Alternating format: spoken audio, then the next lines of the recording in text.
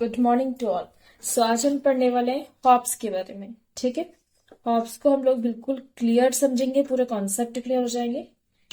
देखते रहो।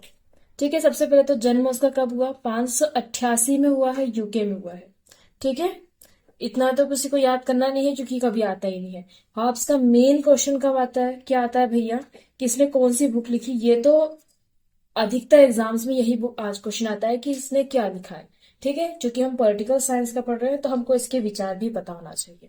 ठीक, तो जो नॉर्मल क्वेश्चन आता है वो सिर्फ इसकी बुक का आता है कि भैया हॉब्स ने क्या लिखी है, लेवियाथन। और ऐसी बुक लिखी है कि इसको भी जला दिया गया था। कहाँ पे जलाया था? ऑक्सफोर्ड यूनिवर्सिटी में।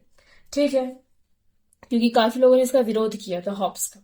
ठीक, पहली बात, ये इसकी पहली बुक नहीं थी। ठीक है, इनकी फर्स्ट बुक थी भैया the elements of law, natural and politics. इसको आप नोट डाउन कर लो, the elements of law, natural and politics. ठीक है, 1651 में 1651 में इन्होंने लिखी है लेवियाथन। अब लेवियाथन महाशय कैसे थे?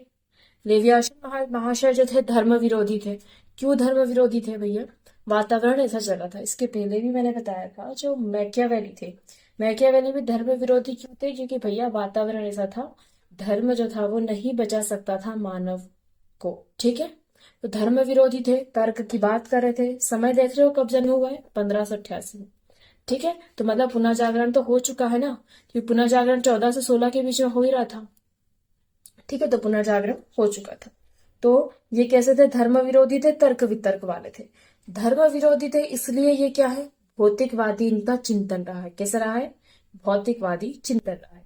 प्लस में तर्क वितर्क की बात करेंगे तो इनका चिंतन क्या है? इनके चिंतन में हमको वैज्ञानिकता दिखती है। ठीक है, यथार्थता पे बात करते हैं कि मानव ऐसा होता है, कोई भी मानव नैतिक नहीं होता है। ठीक है, ये सब बोलने की बातें होती है, वो अपना स्वार्थ सिद्धि के लिए ही नैतिकता दिखाता है। ठीक, एक एज के बाद नैतिकता आ जाती है, बट नॉर्मली जब हम लोगों का मतलब प्राकृतिक रूप से देखें तो इनका यही कहना था कि जो मानव है वो नैतिक नहीं है।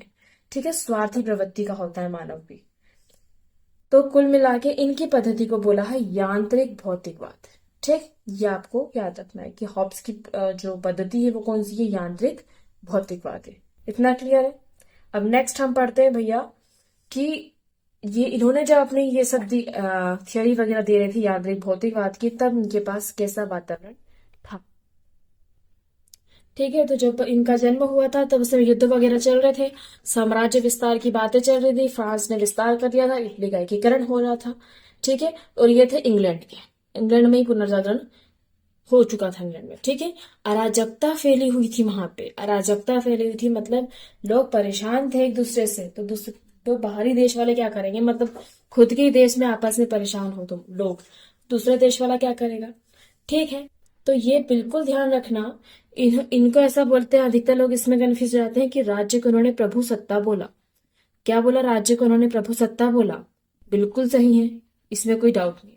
राज्य को प्रभु सत्ता बोला, बट राज्य एक साधन है और उसका मेन जो लक्ष्य है वो क्या है? व्यक्ति का विकास करना। ठीक है, ये व्यक्तिवादी थे, कुल मिला के ये व्यक्तिवादी ही थे। ठीक है, राज्य को उन्होंने साधन माना। अब देखो क्या बोला इन्होंने, जैसे ये चार लोग, ये वही चार लोग हैं जो बुराइयां करते हैं, या ये वही चार लोग हैं जो दूसरों के नाम रखते हैं। ठीक है, तो हमने चार लोग ले लिए हैं। तो इन चारों ने मिलके क्या किया है? अराजकता, सब एक दूसरे से लड़ रहे थे, तो सभी को अपना स्वार्थ चाहिए कि नहीं यार वो भी मेरे को नहीं मारे तो तू, सामने वाला क्या बोलता है कि तू भी मेरे को मत मार। ठीक है, तो इन लोगों ने आपस में से समझौता किया, इसको बोलते हैं हम संविदा या समझौता। ठीक है, चारों ने आपस में समझौता करके एक को बना दिया राजा। ठीक है, एक को क्या बना दिया? राजा। इन्होंने आपस में समझौता करके राजा को शक्ति दी कि हम सब तेरी बात मानेंगे। ठीक है, एक रहता है ना, एक को अपन ने बना दिया कि ये जैसा बोलेगा वो। ठीक है, उस वही गेम के नियम बनाएगा, वही गेम चेंजर बनेगा और उसी के हिसाब से गेम चलेगा। ठीक, तो यही इन्होंने बोला कि यहाँ पे संविदा समझौता किया गया। क्यों किया है? रीजन, भैया हम तेको बना रहे हैं पर उसके बदले में तुम हमको क्या दोगे? हमारी भी शांति बनाए रखोगे, हमको सुरक्षा प्रदान करोगे, हमको न्याय दोगे, हमारी संपत्ति की रक्षा करोगे। ठीक है, हमारी संपत्ति की रक्षा करोगे, हमारे को समानता बनाए रखोगे, मतलब हम लोगों में भेदभाव नहीं करोगे। ठीक है, अब इसके बदले में ये महाशय को क्या मिला है? ये महाशय को इसके बदले में मिला है बल। क्या मिला है? वेट। तो इनको मिली है निरंकुश शासन मिला है, ठीक है। और प्रभु सत्ता क्या है, सर्वोपरि रही है। प्रभु सत्ता मिली है इस व्यक्ति को, राजा को। उसको मिला है बल, वो कुछ भी कर सकता है अब, ठीक है। उसको मिली है शक्ति, वो अपने हिसाब से गेम चलाएगा, वो चाहे तो किसी को भी आउट कर दे, ऐसा अब मिल गया है, ठीक है। क्योंकि इन लोग चारों ने तो सहमति जताई कि तुम जो बोलोगे वो हम मान लेंगे। इस पे किसी प्रकार का भी प्रतिबंध नहीं है, कोई प्रतिबंध नहीं है। इतना समझ में आ गया कि राजा को तो बहुत भयंकर पावर दे दी है, है ही नहीं, ठीक है, टोटल निरंकुश है। पर भैया इसका मेन चीज ये बोलना थी कि इसलिए हमने ऐसा किया है क्योंकि जब चार लोग ही आपस में लड़ रहे हैं तो किसी एक को तो होना चाहिए ना। जैसे अब मान लो इसने एक का सपोर्ट कर दिया तो ये तीन बोलने लगेंगे तुमने उसका क्यों सपोर्ट किया, तो ऐसे तीन बोलने वाले नहीं होना चाहिए। फिर उस समय ऐसी स्थिति बनी हुई थी, ठीक है। तो समझ में आ गया कि इन्होंने व्यक्तिवादी थे कुल मिलाकर, पर इन्होंने राज्य को व्यक्तिवादी की भलाई के लिए ही राज्य को निरंकुश बनाया। इस प्रकार हम कह सकते हैं तो भैया जो राज्य है, राज्य कैसा है, कृत्रिम राज्य है। कैसा राज्य है, कृत्रिम राज्य है, मतलब वो बनाया गया है। इतना क्लियर है। अब हम प्रभु सत्ता की बात कर रहे हैं। अच्छा ये और पढ़ाया नहीं था, ठीक है। तो देखो ये जो लोग हैं इनके पास से क्या गया, इनके खुद के कोई अधिकार नहीं रहेंगे, ठीक है। इनके खुद के कोई अधिकार नहीं रहेंगे। और मेन इनका क्या है, जब वो विरोध करने का मतलब ऐसा नहीं कि उन्होंने पूरा ही उसको मतलब निष्क्रिय बना दिया।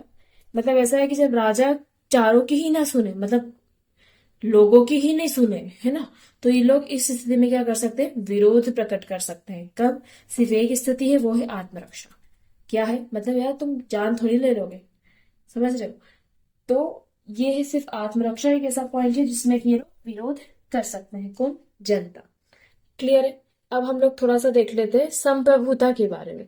बिल्कुल थोड़ा सा देखेंगे, बिकॉज संप्रभुता जो है, इन्होंने बहुत संप्रभुता की बात करी हॉब्स ने, और प्लस में दो और लोगों ने करी है।